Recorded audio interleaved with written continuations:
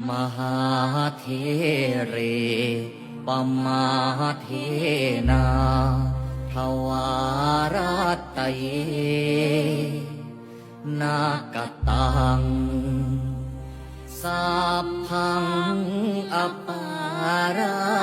ทังขมาธมิพันเต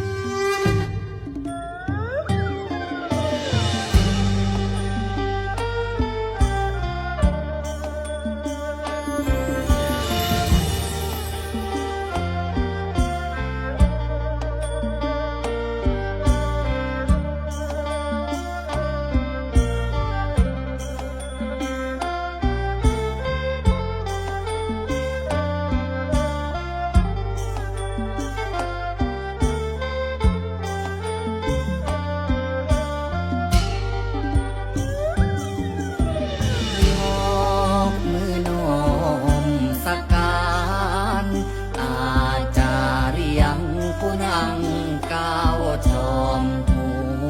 วยอมาลาขันหาตั้งทวนตัวนาดีสมงามเกิดพัวระยามดีที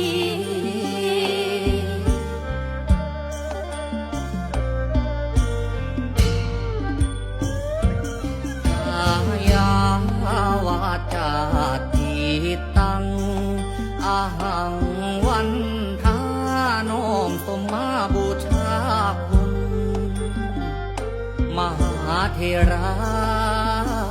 ผู้ทรงบุญสั่งสอนชี้ทางบ่สูญด้วยเดชคุณสิรินทโร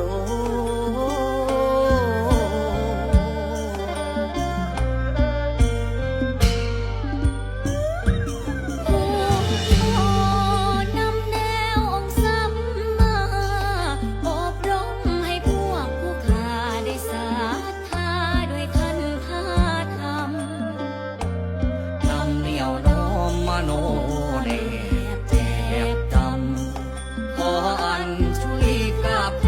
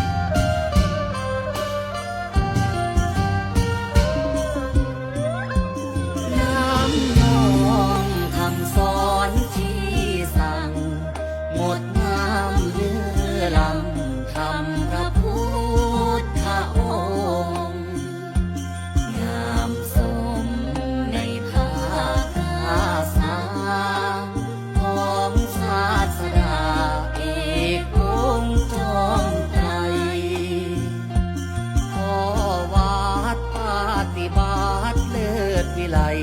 กรรมฐานบ่มีให้เด็ดเดียวด้วยธรรม สง่าล้ำนอเนื้อสกายวงศ์อาริย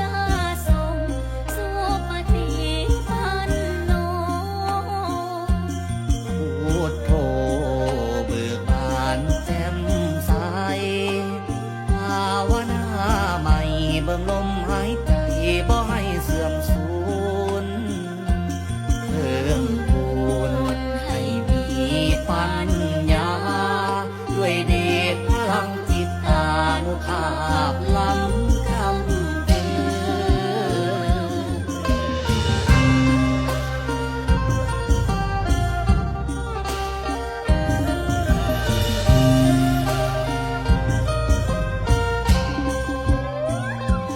อายุการ100 ปีได้สนเพิงใส่เรื่องเดิงด้วยธรรมบารมี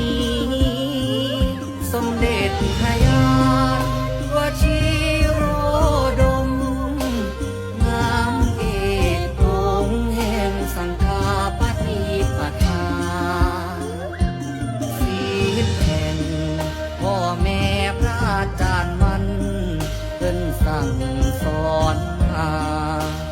มาที่มาให้เบิกบานด้วยธรรม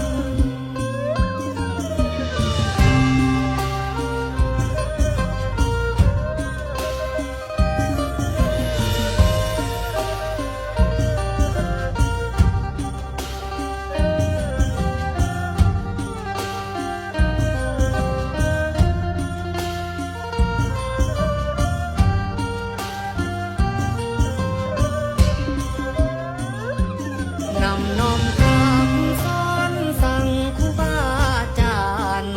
มาปฏิบัติตามเป็นแนวทางดำเนินชีวาลำลึกถึงพระเดชพระคุณที่ได้นำพาก้าวอย่างสุดทางปัญญามมอาวิชาบนทางอบาย ของสิ่งขอน้อมนำคำแห่งครูบาอาจารย์หลวงพ่อวิริยังเหนือเขาเกษา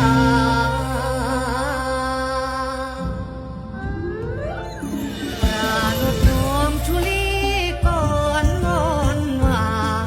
กายนำมโนดม